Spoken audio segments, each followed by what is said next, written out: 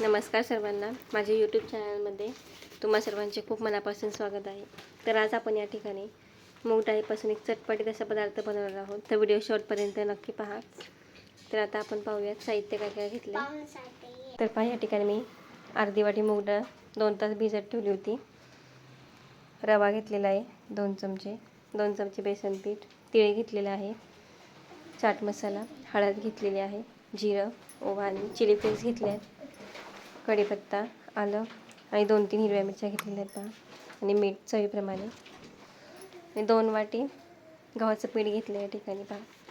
आता आपण ह्याचं पाणी निथळून मिक्सरच्या भांड्यामध्ये डाळीची एकदम बारीक अशी पेस्ट करून घ्यायची. आपल्याला थोडंसुद्धा पाणी नाही घालायचं, जर लागलंच तर एखाद्या चमच्यावर पाणी टाकू शकता. आता यामध्ये कढीपत्ता, अद्रक आणि मिरच्या टाकून घेऊया आणि बारीक पेस्ट करून घेऊयात.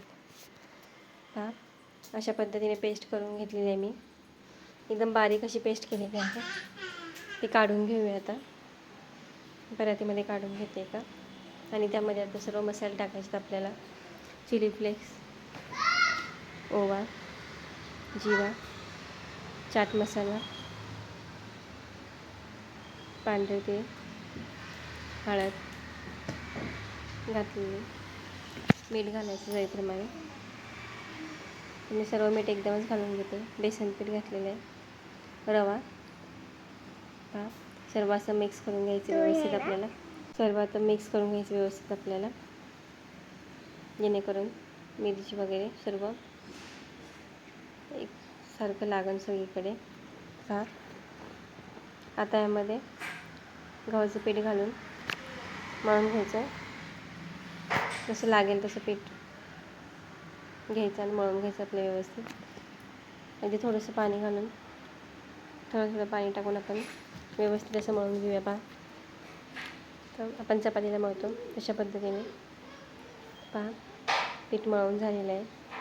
तर मी 10 मिनटं झाकून ठेवते. तर तेल लावून ठेवूया ना, थोडंसं तेल लावते. अशा पद्धतीने पहा, पीठ मळून झालेलं आहे आणि 10 मिनटासाठी याला झाकून ठेवलं होतं मी. पहा, झाकून ठेवते एका डब्यामध्ये.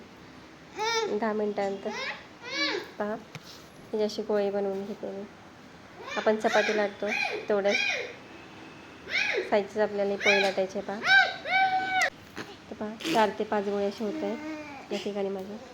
तर मी सर्व अशा पद्धतीने लाटून घेते. पहा, म्हणजे आपण चपाती लाटतो त्या पद्धतीने आपल्याला लाटून घ्यायचं आहे. पहा, सर्व बाजूने व्यवस्थित अशी गोल लाटून घेतलेली. पहा,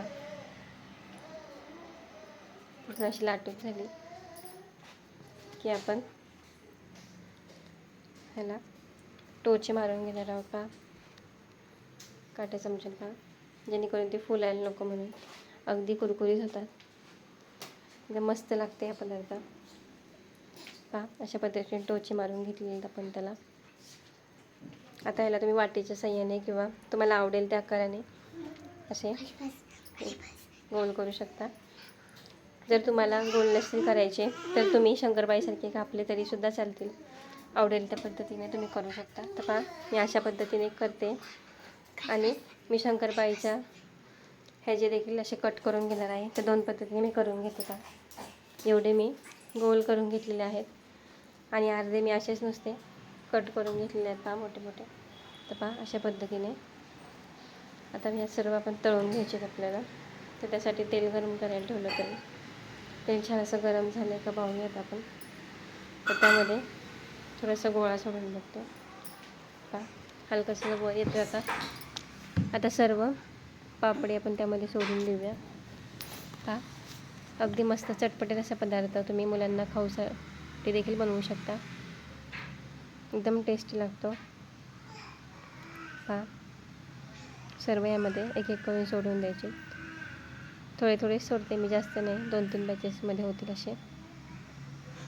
थोडेसे सेट झाले की त्याला असं हलवून घ्यायचे चमच्याच्या साहाय्याने.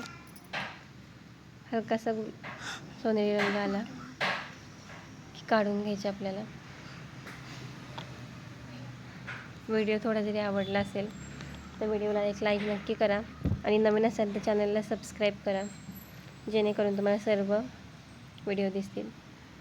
पहा आपले मस्त असे फ्राय झालेले आहेत आता ते पापड्या. आपण काढून घेऊयात. अजून एकदा मी उरलेले एक बॅच काढून घेते. त्यासाठी देखील पुन्हा तेल छान असं गरम होऊन द्यायचं आहे.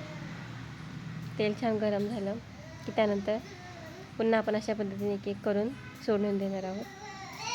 पहा सर्व एक एक करून असे सोडून देऊया. सर्व असे सोडून देते. पहा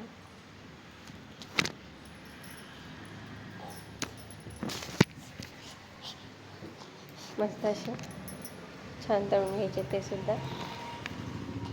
हां अशा पद्धतीने मी सर्व तळून घेतलेलं आहे. पहा छान असे मस्त कुरकुरीत लागतात. चवीला सुद्धा खूप छान लागतात. मुले देखील खूप आवडीने खातात. आता ह्याला काढून घेते मी आणि उरलेल्यानंतर तळते. मी आता दाखवते केवढे तळून झाले ते. पहा मी चाळणीवर ठेवले होते.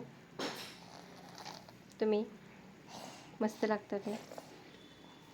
व्हिडिओ आवडला असेल ते व्हिडिओला एक लाईक करा आणि नवीन असाल तर चॅनलला सबस्क्राईब करा.